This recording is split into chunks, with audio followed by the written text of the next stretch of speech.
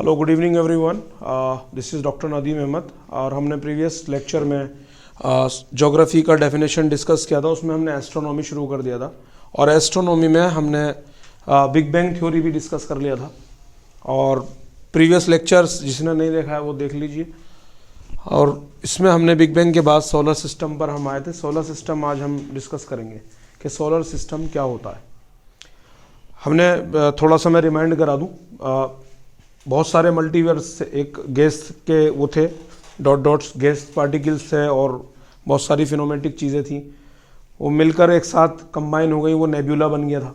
Nebula फिर एक वक्त ऐसा हुआ कि नेबुला जो है सुपरनोवा हुआ, ब्लास्ट हुआ, बहुत सारे जो है टाइम बना और फिर बहुत सारी चीज़ें वजूद में आई, गैलेक्सीज और यूनिवर्स, मल्टीवर्स, स्टार्स, प्लैनेट्स, ये सारी चीज़ें। तो जो सूरज की फैमिली है, सन, जो सन की फैमिली है, आज हम वो पूरे डिस्कस करेंगे, जिसको हम सोलर सिस्टम बोलते हैं। ये सन क्या है? सन एक हमारा सबसे करीबी तारा है। जो सूरज जो है सबसे करीबी तारा है, ठीक है नहीं? प्रीवियस में मैं थोड़ा सा क्वेश्चन आंसर सेशन कर लूँ, इफ़ यू डोंट माइंड। सबसे पहले क्या था? गैस और डस्ट, कुछ भी नहीं था। There was only dust and gas. फिर वो अल्लाह के हुक्म से मिक्स हो गई, तो उसमें क्या हुआ? नेब्यूला बन गया। वो क्या बन गया? That is called a nebula. Nebula बन गया। नेब्यूला फिर क्या, उसमें न्यूक्लियर फ्यूजन हुआ। न्यूक्लियर फ्यूजन मतलब हाइड्रोजन से हीलियम बनी। ये गैस हैं दो, और ये हमारी फादर गैस है, यानी बहुत पुरानी गैस है। और ज़्यादातर जितने भी तारे, गैलेक्सी, ये सब हैं, इनमें यही गैस ज़्यादातर होती है। हाइड्रोजन से हीलियम बनता है नाभिकीय ऊर्जा द्वारा, जिसे न्यूक्लियर फ्यूजन बोलते हैं। वो भी मैं एक्सप्लेन करूंगा बाद में। तो इसमें क्या होता है, फिर उसके बाद में क्या हुआ? नेब्यूला ब्लास्ट हुआ, जिसे हम सुपरनोवा कहते हैं। सुपरनोवा कहते हैं। और सुपरनोवा होने के बाद में उसमें से बहुत सारे जो है multi universe, particle, asteroid, planets, galaxies, जो चीज़ें थी उसने सब रिलीज कर दी। अब हमने जो देखा तो उसमें करोड़ों अरबों मल्टीवर्स हैं। उसमें से एक हमारा यूनिवर्स है, जिसको हम कभी चाहकर भी पार नहीं कर सकते। इतना बड़ा यूनिवर्स है। हम एक यूनिवर्स की बात कर रहे हैं, उसके अंदर 10 से 15 लाख करोड़ गैलेक्सीज हैं। करोड़ों अरबों गैलेक्सीज हैं उसमें से भी करोड़ों अरबों गैलेक्सीज में, एक यूनिवर्स में करोड़ों गैलेक्सीज हैं। जिस गैलेक्सीज की लेंथ इतनी है कि चलने के लिए कई लाइट ईयर दूर चलना होता है हमको। तो उन करोड़ों अरबों गैलेक्सीज के अंदर हमने एक गैलेक्सी ली है, जो हमारी गैलेक्सी है, जिसको क्या कहते हैं? मिल्की वे गैलेक्सी। और हमारी बराबर वाली को भी जान ले भाई थोड़ा सा, एंड्रोमेडा। हमारी बराबर वाली है तो यूनिवर्स में अरबों खरबों गैलेक्सीज, लेकिन हम हमारी पड़ोसी को तो जानने में, पड़ोस का तो हक है भाई, पड़ोसी को जान लो। हालांकि पहुंचना तो वहां पॉसिबल है नहीं अभी तक क्या, आने वाले 100 सालों 200 सालों में भी ऐसी कोई टेक्नोलॉजी नहीं आने वाली कि जो हमारी मिल्की वे को पार कर दे। क्योंकि मिल्की वे को अर्थ से पार करने के लिए ही कम से कम 15,000 लाख लाइट ईयर चाहिए। और एक लाइट ईयर कितना होता है मैं आपको बताता हूं।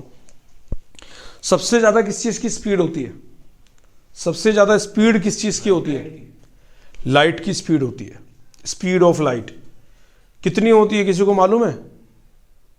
लाइट की स्पीड 3 लाख किलोमीटर पर सेकेंड, यानी एक सेकंड के अंदर 3 लाख किलोमीटर। अभी तक हवाई जहाज की स्पीड कितनी है? ज़्यादा से ज़्यादा 1000 किलोमीटर प्रति घंटा। बुलेट ट्रेन की कितनी है? 1700 किलोमीटर प्रति घंटा, यानी एक घंटे में 1700 किलोमीटर चलेगी। लेकिन लाइट की स्पीड कितनी होती है मालूम है आपको? एक सेकंड में 3 लाख किलोमीटर, यानी एक सेकंड ये हुआ 3 लाख किलोमीटर। सपोज दैट हमारी पृथ्वी से चांद की दूरी 3 लाख किलोमीटर है, गेस। तो चांद पे पहुंचने के लिए लाइट की स्पीड से 1 सेकंड चाहिए, चांद पे पहुंच गए। तो अब कुछ समझ में आ रही है कि अल्लाह के रसूल सल्लल्लाहु अलैहि वसल्लम ने किस तरीके से मेराज की थी। वो टेक्नोलॉजी भी समझ में आएगी। I will prove by the science इंशाल्लाह। तो अभी मैं थोड़ा सा बेसिक माहौल बना रहा हूँ, जरा एस्ट्रोनॉमी का माहौल होना चाहिए, तभी तो चीज़ें अच्छी समझ में आएंगी। बता दूंगा मैं सन है, ये है, वो, एकदम छोटा सा लेक्चर है, लेकिन उसमें हमारा इंटरेस्टिंग होना चाहिए और हमारे फैक्ट्स क्लियर होना चाहिए। तो इसमें क्या क्या होता है, अब आप देखते हैं कि 1 सेकंड में 3 लाख किलोमीटर ये लाइट की स्पीड है। स्पीड ऑफ लाइट क्या है? 3 लाख किलोमीटर/सेकंड। हाँ, स्पीड ऑफ लाइट। ठीक है, आपने आइंस्टाइन का नाम सुना होगा, एस्ट्रोफिजिसिस्ट हैं आइंस्टाइन, महान ग्रेट वैज्ञानिक हैं वो। आइंस्टाइन का नाम तो सुना ही है, जिनकी समीकरण है E बराबर mc²। आइंस्टाइन वो इंसान है जिसने लाइट की स्पीड को डिस्कवर किया और ये बहुत सारे फिजिक्स के जो पार्ट्स हैं उनके अंदर कंट्रीब्यूट किया, फिजिक्स के बहुत सारे थ्योरीज दी उसने। तो उन्होंने ये समीकरण भी दी है E बराबर mc²। तो इसी से फार्मूले से बहुत बड़ी इक्वेशन बन के कहीं जाकर के निकलती है लाइट की स्पीड। लाइट को जो है ना चाल से सी बोलते हैं ज़्यादातर, सी से दर्शाया गया है लाइट की स्पीड को। तो E बराबर 3 लाख किलोमीटर/सेकंड। 3 लाख किलोमीटर 1 सेकंड में चलती है लाइट की स्पीड, समझ गए आप? तो अब हमारी धरती पर सूरज की रोशनी मतलब लाइट धरती तक ही पहुंचने के लिए हमारी 8 मिनट लगते हैं सूरज से हमारी धरती तक लाइट पहुंचने के लिए। हमारी पृथ्वी कहाँ है? ये है अर्थ, जिसे अर्थ बोलते हैं, मैंने बताया था ना। तीसरे नंबर पे यहां से सूरज की रोशनी पहुंचने के लिए 8 मिनट का समय लगता है, और जबकि सूरज की रोशनी लाइट है, लाइट की स्पीड से यानी 3 लाख किलोमीटर प्रति सेकंड की रफ्तार से आ रही है, तब इसको 8 मिनट लगते हैं धरती तक पहुंचने के लिए। तो आप लगाओ हमारी पृथ्वी सूरज से फिर कितनी दूर होगी, गैस करो कितनी दूर होगी। तो मैंने शुरू करी थी, तो इसी तरीके से मैंने आपको बताया कि हमारी पृथ्वी से, ये तो सोलर सिस्टम है, हमारी पूरी गैलेक्सी से बाहर निकलने के लिए, पूरी गैलेक्सी से बाहर निकलने के लिए 1 लाख लाइट ईयर चाहिए। 1 लाख लाइट ईयर अब भी आप तर्जुमा नहीं कर सकते 1 लाख लाइट ईयर कितना हुआ, मैं आपको बताता हूं। हदीस शरीफ में आता है कि कुछ जन्नत में ऐसे पेड़ होंगे कि 50,000 साल तक घोड़ा उसके साए में चलता रहेगा। वो बातें हमें अटपटी सी लगती थी, वो वाली चीज़ है। आज वही बातें देखो, नाउज़ुबिल्लाह, खैर हमारा तो ईमान है उस पर, लेकिन आज फैक्चुअल डेटा है हमारे पास। ऐसी ही सिमिलरली एज वेल एज आप देखेंगे कि मिल्की वे गैलेक्सी से बाहर निकलने के लिए 1 लाख लाइट ईयर की ज़रूरत है। तो 1 लाइट ईयर कितना होता है भाई? एनीवन कैन टेल, कोई बता देगा? 1 लाइट ईयर कितना होता है? यानी 1 साल के अंदर, 1 साल 365 दिन होते हैं ना, कितने दिन? 365 दिन होते हैं। 365 दिन लगातार लाइट की स्पीड से 3 लाख किलोमीटर प्रति सेकंड की स्पीड से 365 दिन चला जाए, चलता ही चला जाए 365 दिन, जब बनता है 1 लाइट ईयर। कितना बनता है? 1 लाइट ईयर, यानी 1 नूरी साल। आलिमों से पूछोगे तो वो नूरी साल कहते हैं, हम कहते हैं लाइट ईयर। हमारा वाला 1 ईयर तो 365 दिन का होता है, 1 लाइट ईयर वो होता है कि 3 लाख किलोमीटर प्रति सेकंड की रफ्तार से 365 दिन लगातार चला जाए, जब 1 लाइट ईयर बनेगा। तो मैं बता रहा हूं मिल्की वे गैलेक्सी से निकलने के लिए 1 लाख लाइट ईयर साल की जरूरत है। तो क्या स्पीड ऑफ लाइट मिल सकती है हमें? अभी तक हमें 1000 किलोमीटर प्रति घंटे की रफ्तार से हम चले। स्पीड ऑफ लाइट हमें अभी इजीली नहीं मिल सकती, बहुत सारी थ्योरीज है। खैर, हमारा टॉपिक कहीं और जाएगा, थोड़ा माहौल बनाने के लिए हमने डिस्कशन की थी। सोलर सिस्टम शुरू करता हूं। तो हमने गैलेक्सीज के भी, हमारा जो खुद का पर्सनल तारा है सूरज, जिसका नाम हमने सूरज रखा है, तो उस सूरज की अपनी कुछ फैमिली है। जैसे कि ये क्या है सूरज के, मैं आपको जो ये क्या है, प्लैनेट्स है। तो सोलर सिस्टम में पहले आता क्या क्या है, पहले हम ये पढ़ लेते हैं। सोलर सिस्टम में क्या क्या आता है? सबसे पहले सन, यानी सूरज खुद, भाई पहले तो फादर का नाम ही होता है एक तरीके से, सूरज, ठीक है, सन हो गया हमारा। और इसके बाद प्लैनेट्स, ये मतलब जितने भी प्लैनेट्स हैं जिनको ग्रह बोलते हैं, ग्रह, ये जैसे मरकरी, वीनस, अर्थ और जुपिटर, सैटर्न, ये सब अभी याद करा दूंगा मैं। तो पूरे सोलर सिस्टम में क्या क्या आता है, सन और प्लैनेट्स, और क्या आता है, एस्टेरॉइड्स। अब एस्टेरॉइड्स क्या होते हैं भाई, जैसे एस्टेरॉइड्स उन्हें को बोलते हैं, बहुत बहुत बड़े पत्थर होते हैं। जैसे अपने यहाँ पहाड़ है ना, पहाड़ों के भी पहाड़ इतने डबल, अपने यहाँ का सबसे ऊंचा पहाड़ कौन सा है, माउंट एवरेस्ट, और भी बहुत सारे हैं, किलिमिंजारो, माउंट एवरेस्ट, उराल का पहाड़, बहुत सारे पहाड़ हैं। इस तरीके से बड़े बड़े पहाड़, वो भी खला में तैर रहा है। वो कहाँ तैर रहा है, वो पृथ्वी के बराबर में और मार्स के बराबर में। ये जो है ना, ये इतना बड़ा पहाड़ है, जैसे अपना पूरा भारत, दिल्ली, मुंबई, ये पूरा एक इतना बड़े बड़े पत्थर हैं। इनको क्या कहते हैं, एस्टेरॉइड्स। क्या कहते हैं इनको, एस्टेरॉइड्स। क्या कहते हैं इनको, एस्टेरॉइड। बाद में नोट डाउन कर लेना, लेक्चर यूट्यूब पे रहेगा, आप उसमें से देख लेना अगर इंटरेस्टिंग है तो। और पीडीएफ भी हैं बहुत सारे इसके। मैन है समझना, अंडरस्टैंडिंग हो जाए तो ये तो सब मिट जाता है, किताबों में रह जाता है। तो ये क्या चीज़ है, सोलर सिस्टम में क्या क्या है, सन पढ़ेंगे और प्लैनेट्स और एस्टेरॉइड्स में भी हम कुछ कॉमेट्स पढ़ेंगे। कॉमेट्स क्या होते हैं, आपने सुना होगा धूमकेतु, कि यही एस्टेरॉइड, इनका वातावरण बिगड़ जाए और ये पृथ्वी के अंदर गिरने लगे यहाँ पे, तो जितनी तेजी से गिरते हैं, इतनी स्पीड से गिरते हैं, इनमें आग लग जाती है और वो टूटता हुआ तारा सा लगता है हमको। तो उनको ही जो है ये मीटेरॉइड्स बोल देते हैं, मीटियोर बोल देते हैं। हाँ, और कॉमेट्स क्या होता है, कुछ ठंडे यहाँ पे बहुत माइनस में टेम्परेचर होता है, तो कुछ ये पत्थर गिरते हैं जब ये पृथ्वी के एटमॉस्फेयर में, तो क्योंकि बहुत गर्मी पैदा हो रही होती है, जब बहुत तेजी से गिर रहे होते हैं तो पीछे पूंछ बन जाती है भाप की वजह से। जैसे कोई चीज़ गिरती है, भाप छोड़ती है तो उसमें से भाप निकलने लगती है, क्योंकि वो ठंडे होते हैं, पत्थर जमे हुए हैं बर्फ में, तो ये बातें हैं, तो पीछे से भाप निकलती है, पूंछ सी बन जाती है, तो उसे कॉमेट्स बोल देते हैं। क्या बोल देते हैं, कॉमेट्स। क्या बोलते हैं, कॉमेट्स। और ये मिटियोर क्या बोलते हैं, जब ये पत्थर गिर के नीचे आ जाता है तो इसको मीटेरॉइड्स बोल देते हैं। बहुत सारे आसमान से यहाँ से पत्थर गिरे हुए हैं जो म्यूजियम में रखे हुए हैं, और इनमें चुंबकीय क्षेत्र बहुत ज़्यादा होता है, इनमें चुंबकीय क्षेत्र बहुत ज़्यादा होता है। तो सोलर सिस्टम में हम सन पढ़ेंगे, प्लैनेट्स पढ़ेंगे, एस्टेरॉइड्स पढ़ेंगे, कॉमेट्स पढ़ेंगे और मीटेरॉइड्स। क्या क्या पढ़ेंगे, सन, प्लैनेट्स, एस्टेरॉइड्स, कॉमेट्स और मीटियोर।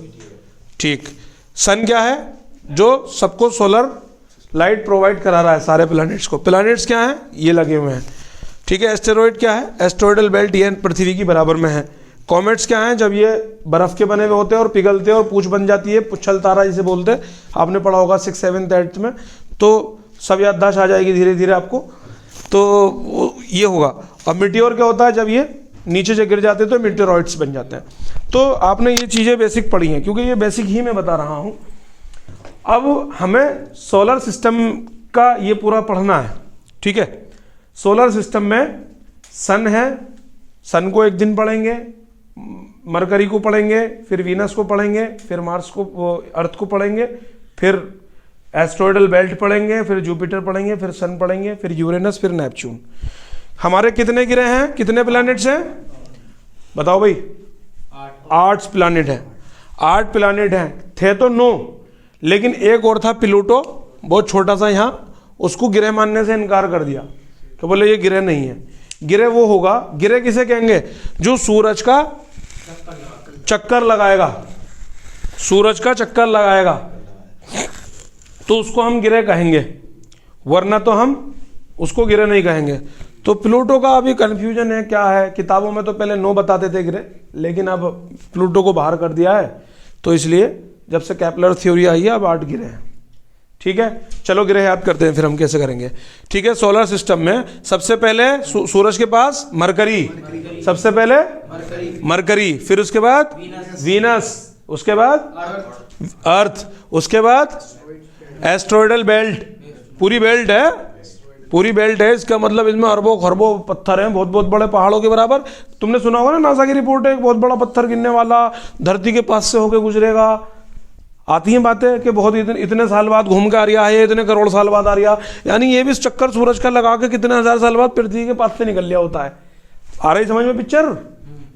बोर्ड है भाई, लेकिन इस पे बोर्ड पे ऐसे ही आ सकता है, बाकी प्रोजेक्टर पे अच्छे से आएगा। लैंग्वेज तो मैं कोई टफ यूज नहीं कर रहा ना।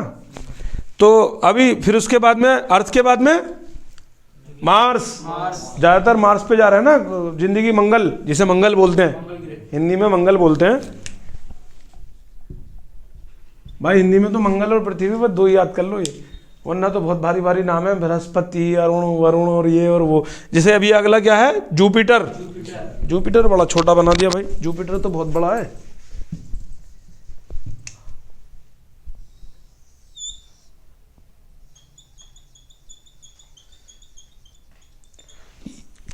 पृथ्वी के बाद मार्स, मार्स के बाद जुपिटर। जुपिटर भी एक प्लैनेट है, इस पे इतना बड़ा रेड स्पॉट है एक, जुपिटर पे इतना तगड़ा तूफान चल रहा है यहाँ पे। हमारी जैसी ये पृथ्वी है जो है ना 18-19 तो इस तूफान में आ जाएंगी खाली, पूरी दुनिया की हमारी ये पृथ्वियाँ हैं 18-19। ये छोटा सा डॉट दिखाया ना, रेड डॉट, आप गूगल पे करके देखना, red dot of Jupiter. Jupiter पे जो बड़ा तूफान है, ये कई हजार किलोमीटर प्रति घंटे की रफ्तार से तूफान चल रहा है और कितने हजार साल से, और इतना बड़ा साइज है। पृथ्वियाँ इसमें काफ़ी आ जाएंगी इसमें, जुपिटर में। देखिए अल्लाह की खलकत। तो फिर जुपिटर के बाद में सैटर्न, क्या है, सैटर्न। सैटर्न के बाद यूरेनस, यूरेनस के बाद में नेपच्यून, नेपच्यून। प्लूटो इधर आ गया, छोटा सा प्लूटो, ठीक है। कितने गिरे हो गए, 1 2 3 4 5 6 7 8। फिर एक बार कह लो, मरकरी, वीनस, अर्थ, एस्ट्रोइडल बेल्ट। ये एस्ट्रोइडल बेल्ट कोई ग्रह नहीं है, ये तो कोई प्लैनेट ही नहीं है। प्लैनेट तो वो होगा जो सूरज की परिक्रमा कर रहा है, हालांकि परिक्रमा तो ये भी कर रहा है, लेकिन ये जाहिर है साफ पत्थर है, इन पर कुछ नहीं है। मार्स, ठीक है, जुपिटर, जुपिटर के बाद Saturn, Uranus, Saturn, Uranus, Neptune, Neptune. 8 ग्रह हैं। एक बार याद हो जाएगा ना, फिर से कहलवा दो एक बार भाई साहब, कोई बताओ। Mercury, asteroidal belt, Mars, Jupiter, Saturn, Saturn के बाद क्या है बताओ, यूरेनस और नेपच्यून। Saturn, Uranus, Neptune. बताओ, जैसे तुम्हें इतनी चीज पे लग रही ना ये दुनिया ही ना मानना है, तुम यार इन्हें दुनिया ही नहीं मानना है भाई लोग। अब इन पे भी कोई ना कोई तो होगा, लेकिन बर्फ के गोले हैं ये बहुत बहुत बड़े, ठीक है। तो हम इतना कर रहे हैं कि कल को सन पढ़ेंगे, फिर मरकरी पढ़ेंगे, फिर ये पढ़ेंगे। लेकिन मैं एक छोटा सा फैक्ट और बता देता हूँ, क्योंकि टाइम भी बहुत हो गया है, और बेसिक मैं इतना ही बताऊंगा क्योंकि ज़्यादा बाउंस जाएगा फिर। तो हम ना ये पृथ्वी पूरा चक्कर सूरज का लगाती है कितने दिन में, 365 डेज, 365 दिन में, ठीक है। तो क्या बनता है, 1 साल बनता है। तो जाहिर सी बात है, तो फिर इसका मतलब ये वीनस और मरकरी ये दोनों सूरज के थोड़े पास में हैं, तो जाहिर है तो ये पहले लगाते होंगे चक्कर, ठीक है। नहीं तो यहाँ पे साल कम दिनों का होता होगा, वो मैं बताऊंगा जिस दिन इन्हें पढ़ाऊंगा, पूरा पूरा इनका टाइम ड्यूरेशन कैसे कैसे करते हैं। अब इनका आ जाओ भैया, चांद की बात तो तुमने करी ना, चांद वांद कहाँ है। देखो पृथ्वी का चांद ये हैगा मून। जैसे ये एस्ट्रोइडल बेल्ट है ना, ये तो चारों ओर चक्कर लगा रही है सूरज का, लेकिन ये जो चांद है ना, ये चांद ये चक्कर लगा रहा है पृथ्वी का। इधर को आ जाता है तो कभी पूरा हो जाता है, पीछे चला जाता है तो बारीक हो जाता है खजूर की गिटली जैसा, और इधर को आ जाता है फिर पूरा हो जाता है। इससे हम अपना कैलेंडर मेंटेन कर लेते हैं, लूनर कैलेंडर, ठीक है। लूनर कैलेंडर जो चांद वाली तारीख जिसे बोलते हैं हम, उससे वो मेंटेन कर लेते हैं हम अपना। आ रही बात समझ में भाई। जब ये सूरज जो है, चांद बिल्कुल यहाँ का इसके पास आ जाता है, पूरा हो जाता है, पूरा नहीं, ये सूरज ढक देता है पूरा, तो ग्रहण लग जाता है। ये शीत में आ जाते हैं तो क्या लग जाता है, ग्रहण लग जाता है। हाँ जी जी जी बिल्कुल। तो ये बिल्कुल ये ढक लेता है बिल्कुल इसको, ठीक है भाई। और इसमें एक चीज़ और ये है, ये हमारा तो एक चांद दिख रहा है, जुपिटर के कितने चांद हैं?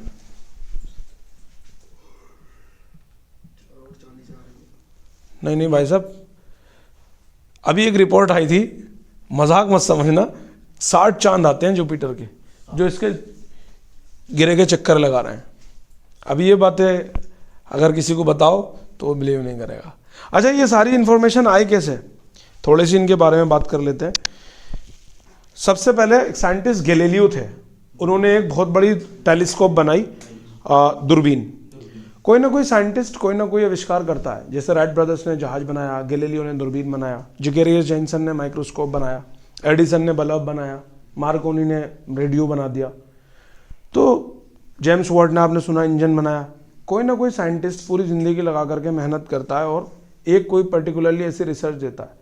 अगर उससे नहीं होती तो उसका काम कोई और साइंटिस्ट पकड़ता है, उसको थ्योरी को करेक्ट करके वो से करता है। ऐसी गैलीलियो ने टेलीस्कोप दूरबीन, छोटी टाइप की दूरबीन बनाई थी, उससे ये देखा था सब।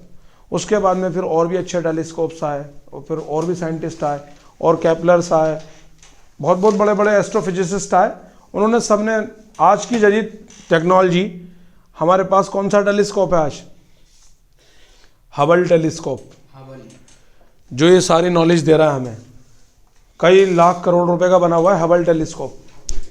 उससे हमें ये पता चल रहा है और उसको हमारे जो है ना पृथ्वी के बाहर निकाल करके, जैसे रॉकेट जाते हैं यहाँ से बाहर निकाल के और यहाँ पे टेल रहा है वो, और वो सब जगह नजरें मारता है, इधर भी इधर भी इधर भी इधर भी, सब जगह पूरे वो हमारी गैलेक्सी को एक्सप्लोर कर रहा है। कितना बेहतरीन टेलीस्कोप है। इससे पहले था, इससे पहले कौन सा टेलीस्कोप था? ठीक है भाई, इतना सब क्लियर है। तो सोलर सिस्टम में आज हमने प्लैनेट्स, 8 प्लैनेट्स होते हैं, सन, और हम सोलर सिस्टम में सन पढ़ेंगे, प्लैनेट्स पढ़ेंगे, एस्ट्रॉइड पढ़ेंगे, कॉमेट और मेटेरॉइड्स, और हमने थोड़ी बेसिक इनकी स्ट्रक्चर पढ़ी है। कल हम नाम पूछेंगे और कल हम सन को स्टडी करेंगे। किस चीज़ को स्टडी करेंगे? सन को स्टडी करेंगे हम कल, और सन के बारे में प्रॉपर पढ़ेंगे। सूरज के अंदर कैसे ऊर्जा बन रही है, किस तरीके से रोशनी फेंकेगा ये, किस तरीके से ये रोटेट कर रहा है, क्या ये जब सारे ग्रह इसके चक्कर लगा रहे हैं तो सूरज भी किसी और का चक्कर लगा रहा है? नहीं लगा रहा है। जब हमारी गैलेक्सी में जैसे करोड़ों सूरज होंगे, वो गैलेक्सी का चक्कर लगा रहे हैं, तो गैलेक्सी भी किसी ना किसी चीज़ का चक्कर लगा रही है। और यूनिवर्स है, यूनिवर्स भी किसी ना किसी चीज़ का चक्कर लगा रहा है, और यूनिवर्स मल्टीवर्स का चक्कर लगा रहा है। तो हर जगह इबादत और तवाफ चल रहा है क्या नहीं? तो ये हमने जो पढ़ते हैं ना, रब्बुल आलमीन, अल्हम्दुलिल्लाहि रब्बिल आलमीन, सब तारीफ़ है उस अल्लाह के लिए जो सारे आलम का रब है। तो आलम, सारे आलम से मतलब है मल्टीवर्स का, मल्टीवर्स का रब। ठीक है, तो लेक्चर इज ओवर। अब इसका एक कोड है ये, मैवी मैच सन, मैवी मैच सन, यानी एम से मरकरी, वी से वीनस, ई से अर्थ, एम से मार्स, ए से एस्ट्रॉइड, जी से जुपिटर, एस से सैटर्न, यू से यूरेनस, एन से नेपच्यून। मैवी मैच सन, ये फॉर्मूला रट लो, ये अपना आप याद हो जाएंगे। मैवी मैच सन, सोलर सिस्टम में ऑन करना तो विद इन द 1 सेकेंड मैवी मैच सन, यानी सूरज बना लो बस पहले, यहाँ पे सूरज, सूरज के बाद मरकरी, वीनस, अर्थ, ठीक है नहीं? ठीक है भैया, लेक्चर इज ओवर। सेव कर दिया 1 मिनट उसको।